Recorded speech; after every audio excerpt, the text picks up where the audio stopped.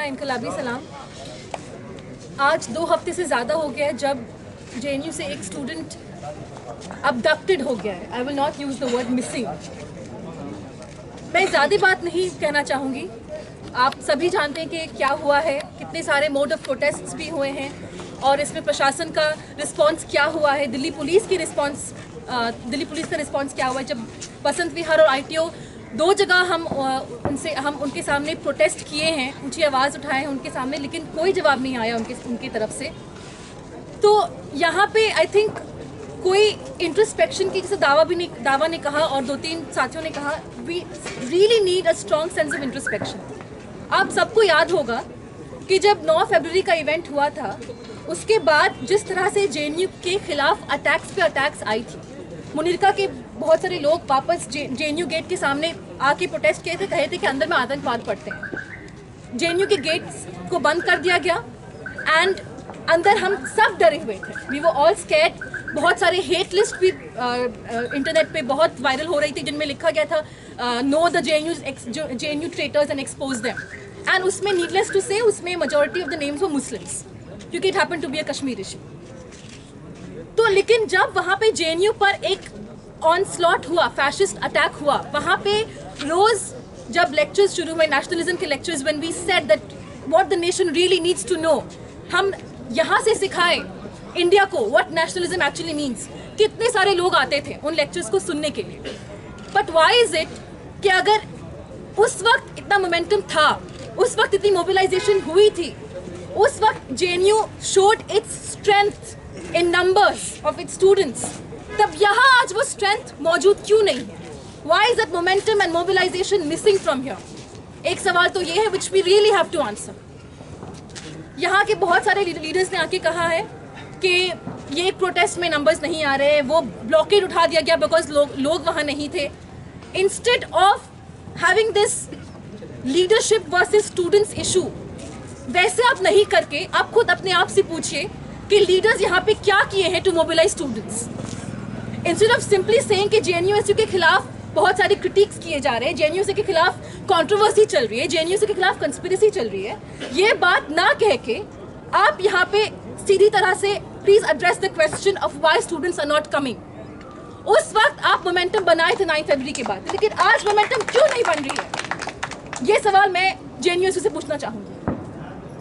Secondly, एक point बहुत दो चंद ही एक्टिविस्ट यहाँ पे कह रहे, दावा ने कहा, और but this point needs reiteration that let's believe in the uniqueness of this case. जब 3 स्टूडेंट्स जब उनको अरेस्ट किया जाता है, that is a very different case from an enforced disappearance. और नजीब का case is a case of enforced disappearance. वहाँ पे हम देखते हैं कि it is a fascist attack on 3 students who have been whisked away. उनको अरेस्ट किया जाता है। कन्हैया को रात में और Umar नाजिबान had to remain in hiding, और वो बाद में आके अपने आप को सरेंडर किए थे। लेकिन इनफोर्स डिसअपीयरेंस की खासियत ये होती है कि लोगों में एक कंफ्यूजन रहता है, एक डायलेमा होता है कि मामला है क्या। और that is actually the cleverness of those people who make disappearances happen, कि लोगों में ये सवाल रहता है कि अच्छा, उस बंदे ने मारा, उस बंदे को पहले सजा दो, वो बंदा आएगा तब हम जाके कुछ एक्शन लेंगे एबीवीपी के खिलाफ। इनफोर्स डिसअपीयरेंस का टैक्टिक होता ही है कि आप कंफ्यूजन फैला दो। कश्मीर में enforced disappearance has affected families across who don't even know whether their families are dead or alive, who don't even know if their husbands and brothers are dead or alive. और वही tactic यहाँ भी है। तो अगर हमारी leadership अगर mobilisation नहीं करे तो we accept कि जो enforced disappearance कराए, they have been successful in perpetuating that sense of confusion and fear and insecurity among students. और वो अभी दिख रहा है। लोग यहाँ नहीं आ रहे हैं क्योंकि वो दे आर क्वेश्चनिंग नजीब्स कैरेक्टर, कि नहीं उसने थप्पड़ मारा, नहीं उसको आप पनिश करो, नहीं उसके खिलाफ पहले सजा दो, उसके खिलाफ सजा दो, तब बाकी जो हमला की तो उनके खिलाफ सजा सुनाई जाएगी। This confusion has to be removed. और थर्डली, ये बात आप सब आई वांट टू रीइटरेट, जैसे मैंने कहा, this point needs constant reiteration कि ये एनफोर्स डिसअपीयरेंस हुआ है because Najeeb Ahmed was a Muslim student. Please इस बात को बनलाइज मत करिए that it was a common student, it was every other student. जब दिसंबर 16 का रेप केस हुआ था, we accepted it was gender violence. जब रोहित वेमुला का हुआ था, we accepted it's a caste atrocity. तो अब यहाँ के लीडर्स को ये बात एक्सेप्ट करने में क्यों तकलीफ हो रही है? That is a Muslim student who has been attacked. RSS इस देश का जो फैशिस्ट संघवादी है, संघवादी मशीनरी है, वो ये हिंदू मुस्लिम का बाइनरी हमेशा से क्रिएट किया है सिंस 1947, जब से पाकिस्तान क्रिएट हुआ है। उस वक्त से ये बाइनरी है समाज में, उस वक्त से। तो अगर जब कॉन्स्टिट्यूशन में लिखा गया है that the religious minorities in this country, the linguistic minorities, जो भी माइनॉरिटी है इस देश में, minorities in this country have a special right to equality is for everyone, लेकिन special rights are there for minorities, वो चाहे रिलीजियस माइनॉरिटीज हो या लिंग्विस्टिक माइनॉरिटीज हो। अभी सेक्शुअल माइनॉरिटीज की हम बात करते हैं। लेकिन अगर आप ये एक्सेप्ट नहीं करते हैं कि it's a minority student, then Najeeb's case is diluted.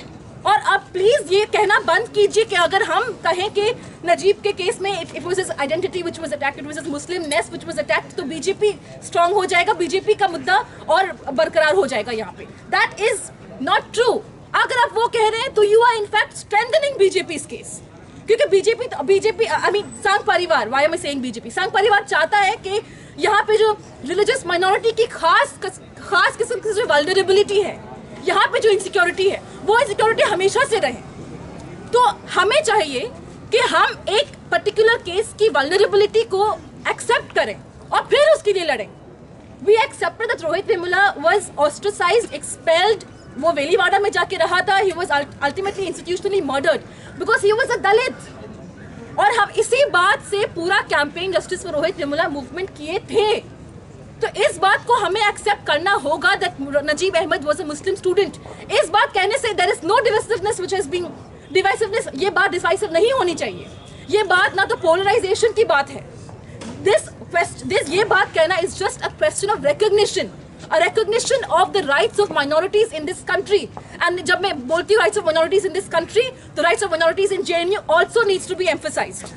नहीं तो ये हम जो इतना घमंड से हम लोग कहते हैं that we are the best university and it stand with JNU और JNU कितना खास है, what is all that?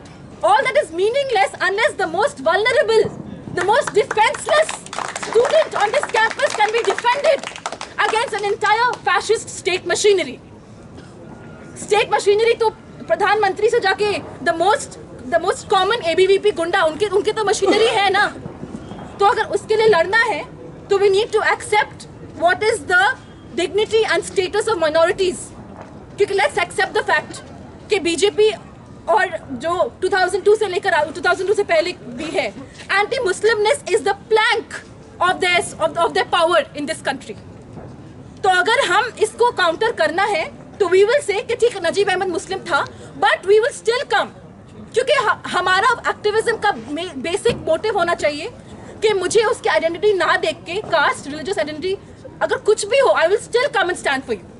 तो अगर कोई यहाँ पे कोई भी हम लोग में से कोई भी अगर आके कहें कि please let's accept the Muslimness of Najeeb and still fight for it, he और she should not be condemned as being divisive और पोलराइजिंग। क्योंकि यहाँ पे जैसे मैंने कहा कॉन्स्टिट्यूशन में भी है राइट्स ऑफ माइनॉरिटीज, तो let's accept that extra recognition, which extra dignity which the most defenceless Muslim student on this campus deserves. तो लेट्स एक्सेप्ट दैट फैक्ट कि ये जो डिस्कोर्स चल रहा है ना, उस डिस्कोर्स में थोड़ी बदलाव आनी जरूरी है। रही बात हमारी स्ट्रगल की टैक्टिक्स, आपको मोबिलाइजेशन बढ़ाना होगा। एंड ये बात बहुत कन्वीनियंटली कही जा रही है बार बार यूनियन के लोगों से कि एडमिनिस्ट्रेशन ऐसे करी, एडमिनिस्ट्रेशन ऐसे बर्ताव करी, एडमिनिस्ट्रेशन ऐसे बिहेव करी। Of course that is a foregone conclusion. Administration से हम क्या एक्सपेक्ट करेंगे? हम HNSC के रिपोर्ट में भी देखे, अमिता सिंह के रिपोर्ट में देखे, नोटिस राज में देख रहे हैं, this administration is anti student by nature, by default. तो हम ये क्यों एक्सपेक्ट करें कि एडमिनिस्ट्रेशन हमें they will come on a silver platter and give us justice? वैसे नहीं होगा। So instead of constantly giving this excuse, administration कुछ नहीं कर रही है, हम अपनी ताकतें बढ़ाएं, हम अपने एफर्ट्स बढ़ाएं, तभी जाकर हम कुछ उनको मुंह तोड़ जवाब दे सकते हैं। Because this administration will not do anything. Proctoral inquiry जब आ भी जाए, लेट्स होप इंशाल्लाह वो होगा, उसमें कुछ action will be taken against those students who are guilty of lynching Najeeb. लेकिन अगर नहीं हो, सो व्हाट? हमको आगे कभी सोचना पड़ेगा we will have to see how to intensify our struggle against not just ABVP but also against the administration. और उसके लिए यहाँ के जो कितने सारे कॉमन स्टूडेंट्स हैं उनको you will have to take them on board. और ये बात मैं पहले भी कही हूँ कि इस मूवमेंट में, ये बात उमर ने भी कहा था पहले, that इस मूवमेंट में लग रहा है that the burden of the fight for justice for Najib as if it is on Muslim students. क्योंकि इतने कम numbers, बहुत it's a big shock for JNU culture. It is not expected. और यहाँ पे जो भी students आ रहे हैं, अभी Muslim students have withdrawn. They are disillusioned. So I want to appeal to the JNUSU leadership.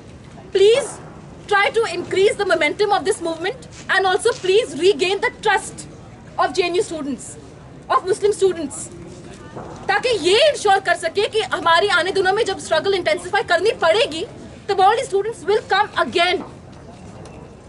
हम जब 2 हफ्ते पहले इस मूवमेंट को जब स्टार्ट किए थे, जब नॉर्थ गेट ब्लॉक हुआ था, जब प्रॉक्टर ने ये एश्योरेंस दिया था कि ठीक है हम जल्द से जल्द 1 हफ्ते में जब हम प्रॉक्टोरल इंक्वायरी करके action will be taken, that promise by default has been broken.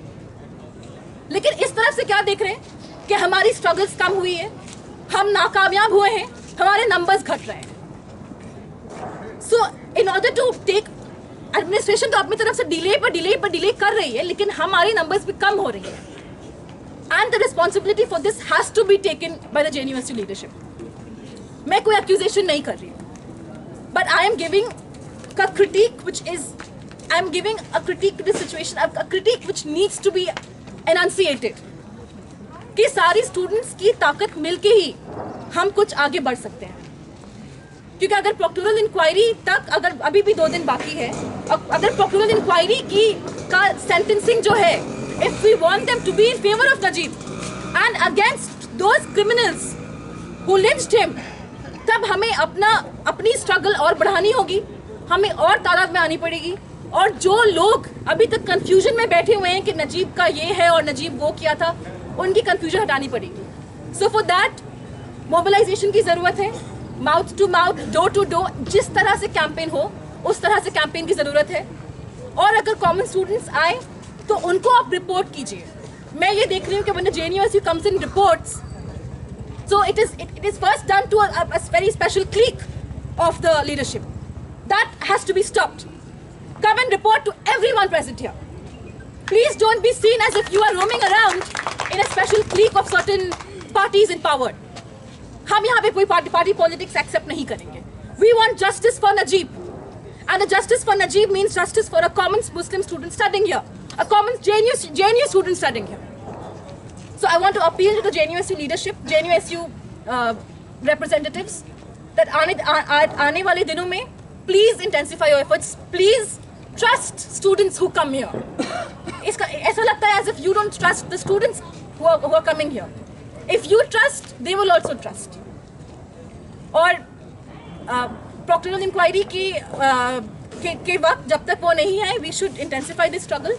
और उसके बाद भी हमारी struggle जारी रहेगी, क्योंकि the struggle is also not just about this particular case, but also about making this campus a safe place for all minorities. क्योंकि अगर हम अपनी ताकत अभी नहीं दिखाएं, so we never know, this attack may be repeated. तो वो possibility को हटाने के लिए the JNU campus itself, the democratic credentials of this campus have to be revived.